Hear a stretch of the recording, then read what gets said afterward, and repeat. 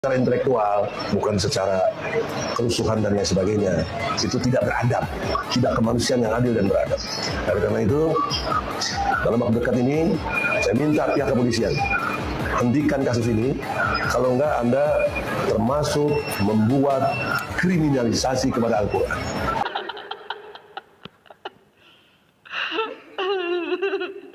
Al-Quran Anda adili. Quran bilang boleh mubahalah, kalian bilang tidak boleh, kalian menentang Al-Quran.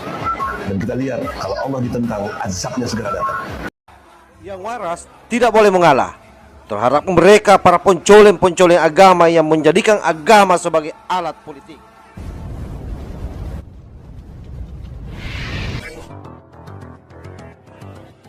Saudara-saudara, saya advokat. Sebelah saya putra saya kedua, Hizbullah As-Siddiqi, advokat juga. Sudah lulusan UI S2, alhamdulillah. Bantu bapaknya dalam kebersamaan menegakkan hukum di Indonesia ini. Hari ini baru saya besok Gus Nur dan Bambang Tri di bawah tanah situ, sekarang udah keluar. Ada pesan moral yang sangat mendasar dalam pengertian kebersamaan kita ini, yaitu saya menyampaikan kepada Gus Nur tentang situasi terakhir. Dan Gus Nur menerima, Bambang Tri menerima apa adanya. Maka dalam kondisi yang terakhir kita lihat mereka semakin strong, semakin kuat. Kemarin mungkin melemah, sekarang kuat. Ya. Dengan kekuatannya itulah, ya, beliau berharap untuk bisa dalam konteks kasus pidananya siap melawan dengan serius. Nah, dalam konteks kasus pidananya ini, yang dituduhkannya adalah tentang ujaran kebencian, penyiaran berita bohong, ya, dan kemudian hal-hal lain yang berkait dengan penistaan agama. Padahal mubahalah itu ada diatur dalam surat Ali Imran. Coba bacakan. Ali Imran ayatnya 61. Tolong everybody yang ngaku beriman, saya fokuskan yang ngaku beriman, yang betul-betul beragamanya Islam. Ini perintah Allah, nggak ada menista agama. Pakai otak gitu. Coba Ali Imran. Bismillahirrahmanirrahim. Ayat 61. Siapa yang membantahmu dalam hal ini setelah engkau memperoleh ilmu? Katakanlah Muhammad, marilah kita panggil anak-anak kami dan anak-anak kamu, istri-istri kami dan istri-istrimu, kami sendiri dan kamu juga. Kemudian marilah kita bermubahalah agar laknat Allah ditimpakan kepada orang-orang yang berdusta. Mari kita bermubahalah. Jadi mubahalah yang dilakukan Gus Nur dan Bambang Tri untuk mengkonfirmasi ini cara dalam Islam untuk mendapatkan kebenaran hakiki. Karena nggak ada saksi, karena nggak ada bukti-bukti lain misalnya, maka alat pendekatan untuk mubahalah inilah yang paling cocok. Karena ini bersifat gaib, mengandalkan kekuatan dari Allah Subhanahu wa Ta'ala. Dan ending dari mubahalah ini harus ada laknat. Nah, Bambang Tri siap dilaknat, dihabisi, bahkan ditembak kepalanya kalau apa yang disampaikan itu bohong, tidak benar. Maka berakibat kepada lawannya yang dimaksud dalam ini ijazah palsu kepada saudara Jokowi.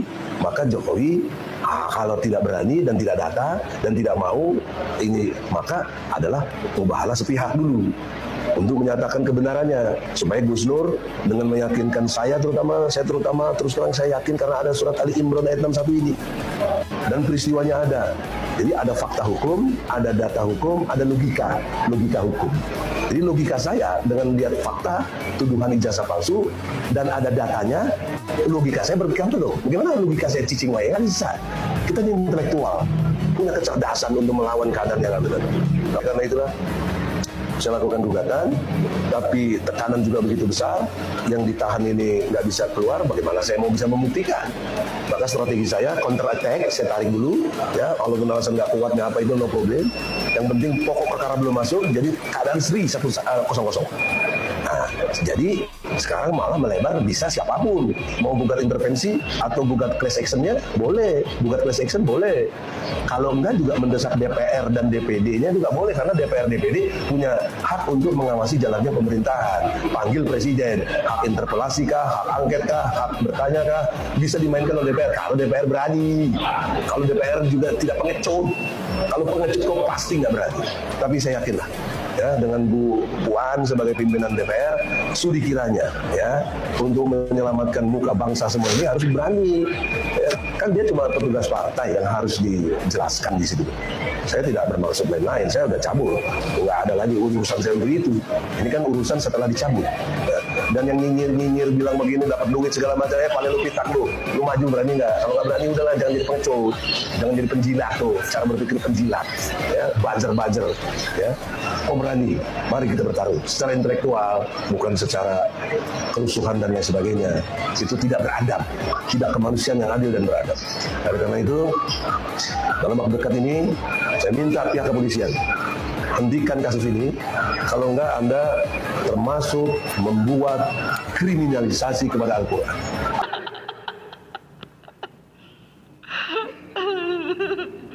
Al-Quran Anda adili. Quran bilang boleh mubahalah, kalian bilang tidak boleh, kalian menentang Al-Quran. Dan kita lihat, kalau Allah ditentang, azabnya segera datang. Saya hanya menyarankan, setidaknya Gus Nur ditangguhkan. Saya tidak bergending, tidak apa-apa. Saya tidak melakukan hal-hal yang tidak terpuji, apalagi tercela seperti bikin ijazah palsu. Ya. Kalau Jokowi punya, datang dong, jelaskan. Jangan bikin bangsa jadi repot kayak begini.